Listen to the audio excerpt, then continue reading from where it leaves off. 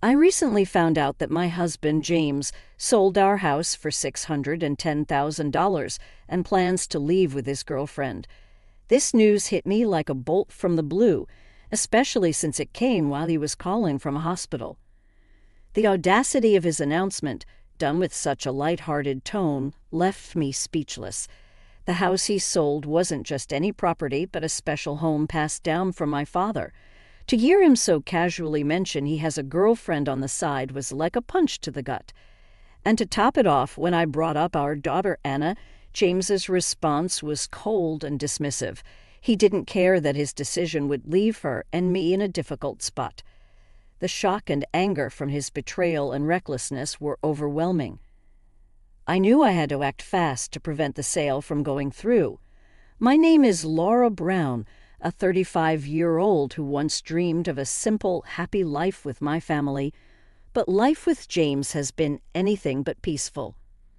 Over the 2 years, I've watched him change, growing more distant and secretive. I've had suspicions of him being unfaithful for some time now. Despite his attempts to keep his extramarital activities under wraps, certain clues like unfamiliar perfume smells and expensive gifts meant for someone else made it hard to ignore the possibility. However, without concrete evidence, I felt powerless to confront him. James works at a manufacturing plant and has developed a habit of going out frequently, often returning home late. These outings became more frequent over the past 2 years, raising my suspicions further. Yet I've been too afraid to confront him directly about these affairs, hoping for some undeniable proof before taking any drastic steps. Reflecting on our past, it's hard to believe how much has changed. James and I met a decade ago, and his warmth and honesty quickly won me over. We married after 3 years of dating, and soon after, our daughter Anna was born. From the outside, our marriage seemed idyllic, but the reality was far from it, especially as the challenges of parenting and household responsibilities grew. Now faced with James' latest betrayal, I'm at a crossroads, forced to take action not just for my sake, but for Anna's as well. Over time, the daily demands of caring for our daughter became more challenging for me to manage on my own. Initially, I reached out to James for help with tasks, like bathing and preparing meals for our daughter after he returned from work.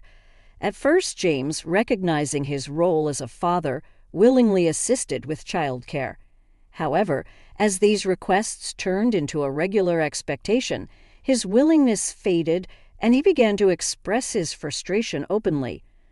He argued that since I was a stay-at-home mom, managing our child's needs should fall solely on my shoulders, questioning why he, exhausted from work, should have to contribute to these tasks. His outburst left me feeling isolated and overwhelmed, especially during the evenings.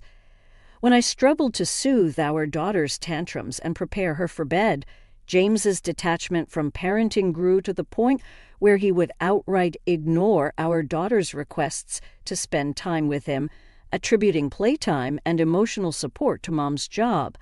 His indifference wasn't just towards the playful aspects of parenting. It extended to moments when our daughter needed comfort, responding to her tears with impatience and criticism of my parenting skills. This behavior forced us, my daughter and me, to retreat into our world, seeking solace in each other's company away from his harsh words. Amidst this, I longed for personal time to engage in activities I enjoyed, such as reading or watching movies, but the constant presence and needs of our daughter made this nearly impossible. Meanwhile, James seemed to freely enjoy his interests without considering the imbalance in our household responsibilities or the impact of his verbal abuse on us. The financial dependency on James compounded my feeling of helplessness, as confronting him or making significant changes seemed unfeasible without jeopardizing our daughter's well-being. Years passed in this manner, with James's behavior and our strained relationship remaining unchanged. The compassionate and engaged partner I once knew had completely vanished, replaced by someone disconnected and critical. I navigated our daily lives with the primary goal of avoiding conflict and ensuring our daughter's needs were met, despite the growing toll on my well-being. One day, as my daughter and I were drawing together, she complimented my art, suggesting I could pursue drawing as a career. Her innocent encouragement reminded me of my past aspirations and talents, which I had set aside. Her words, filled with admiration and joy for the simple Photoshop I created, sparked a moment of clarity and hope. Despite the challenges, her belief in me offered a glimpse of a potential path forward, one where my passions and skills could provide a new beginning for us. Despite the challenges at home, drawing remains a cherished hobby of mine. I often share my artwork with my friends Margaret and Carol, who never failed to express their admiration. They marvel at my ability to create such beautiful Photoshop. Considering the difficult situation with James, my husband, whose temperament can be quite challenging, Anna, our daughter, has blossomed into a remarkable young girl embodying honesty and positivity that contrast sharply with my reserved demeanor. She's well-liked at school, a testament to her friendly and open attitude, and even her teachers hold her in high regard. When Anna shared her appreciation for my drawings, it was a moment of pure joy for me. Her acknowledgement and the pride she expressed in having a mother who draws filled me with newfound confidence. Her happiness became a beacon of hope for me, a reminder that there's still joy to be found in our lives together. In those moments, I find the strength to continue cherishing the simple yet profound joy of Anna's smile. One evening, James returned home in a state of inebriation, a sight becoming all too familiar and concerning after he passed out. I discovered a motel receipt in his pocket, concrete evidence of the infidelity I had long suspected but never confirmed. This discovery stirred turmoil within me, prompting me to contemplate my next steps carefully. The following day, after James left and Anna was at school, I couldn't shake off the thoughts about the hotel receipt. I had always chosen to wait for undeniable proof before confronting James about his possible affairs. Now, faced with such evidence, I felt compelled to address the issue head-on, but I was uncertain about how to approach the situation. Amidst my contemplation, an unexpected call from an unknown number caught me off guard. It was the General Hospital informing me that James had been admitted for emergency surgery related to a severe kidney condition. The news that he might need a kidney transplant was shocking and overwhelming. Despite the pain and betrayal caused by James's actions, the thought of losing him was unbearable. I wanted him to recover, to have a chance at life. The hospital staff explained the urgent need for a compatible donor and the process of testing for donor compatibility. As I absorbed this information, my feelings were a mix of concern for James's health and the complexity of our situation. The prospect of a kidney transplant was daunting, yet it presented a critical moment for reflection on what lies ahead for our family. Through the sleepless night that followed, my thoughts were consumed with James's condition and the significant decisions we faced, highlighting the unpredictable nature of life and the importance of compassion even in the most trying circumstances. In a surprising turn of events, I was identified as the most suitable candidate for a kidney transplant for James, my husband.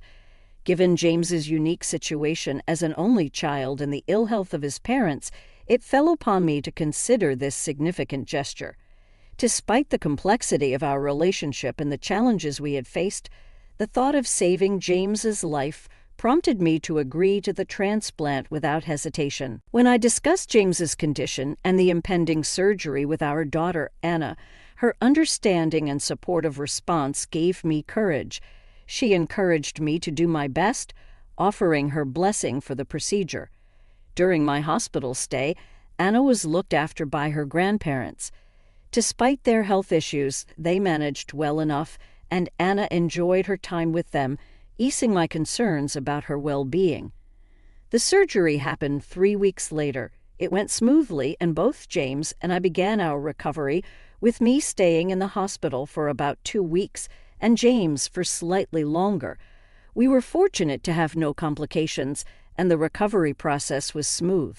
However, just before I was scheduled to be discharged, I received an unexpected call from James. Anticipating words of gratitude for the kidney donation, I was instead met with shock.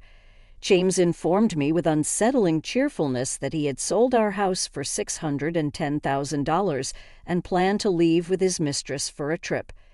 This revelation left me dumbfounded. The house, a cherished inheritance from my father, held immense sentimental value. James's disregard for our family and his decision to leave, especially after such a significant medical procedure, was bewildering. His response to my concerns about our daughter, Anna, was even more disheartening. James's indifference to leaving her behind, coupled with his harsh words, filled me with anger and disbelief. The betrayal and the abrupt decision to sell our home and embark on a new life with someone else immediately after the life-saving surgery I had undergone for him was beyond comprehension. This moment of crisis forced me to confront the harsh reality of our situation and the need to navigate the future for Anna and myself with strength and resilience. I knew I had to find a way to prevent James from hastily selling our home and leaving with his mistress, especially after his shocking announcement.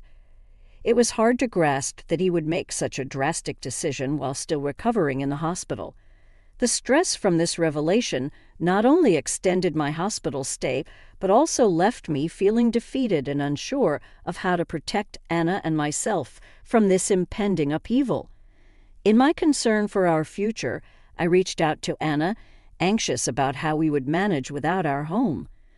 My call to her was filled with worry, but Anna's response was unexpectedly reassuring. She explained that despite James's claims, our home had not been sold. This news, though confusing, offered a glimmer of hope amidst the chaos. Anna, with a calmness beyond her years, shared that there had been a mix-up. James had intended to sell the house through his mistress, but my in-laws had somehow intervened during my hospitalization.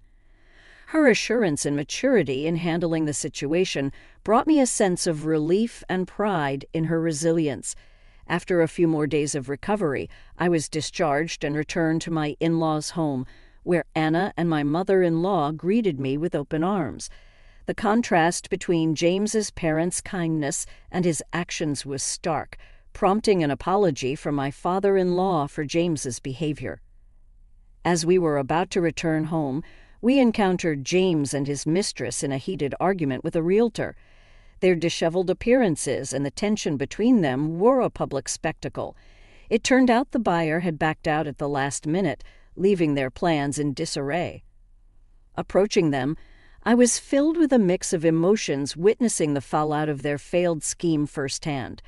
This unexpected turn of events not only halted James's plans, but also served as a moment of reckoning for all involved, highlighting the consequences of his actions and the resilience of our family in the face of adversity. Confronting James and his mistress, their shock at seeing me was palpable, their immediate jump to accusations suggesting I had sabotaged the house sale left me both stunned and defensive. Protecting Anna, I clarified my identity to the bewildered realtor, only to be met with more chaos and blame from James. He lamented their foiled plans and financial woes, all of which were tied to his irresponsible spending on his mistress. As James's motives became clear, my frustration grew. He had intended to sell our family home, a precious inheritance from my father, to settle debts incurred from his affair and to finance a new start with his mistress. His disregard for our family, particularly for Anna and me, was infuriating. James's audacity to insult me in such a dire situation only fueled my resolve. In his tirade, I confronted James with the truth. The attempted sale of the house, which he had planned without my consent, was not only disrespectful, but potentially illegal. Then I revealed the twist that even James was unaware of. The supposed buyers of our home were none other than my in-laws. This revelation was a strategic move by them, informed by Anna, to thwart James's plans and protect our family home. The in-laws' decision to step in was driven by their disappointment in James's actions and their trust in Anna's honesty. They were appalled by James's betrayal and chose to side with Anna and me, demonstrating their support in a tangible and impactful way. This unexpected allyship from my in-laws highlighted the strength of our family bonds and the depth of their love for Anna and me, standing as a testament to their integrity in the face of James's selfishness.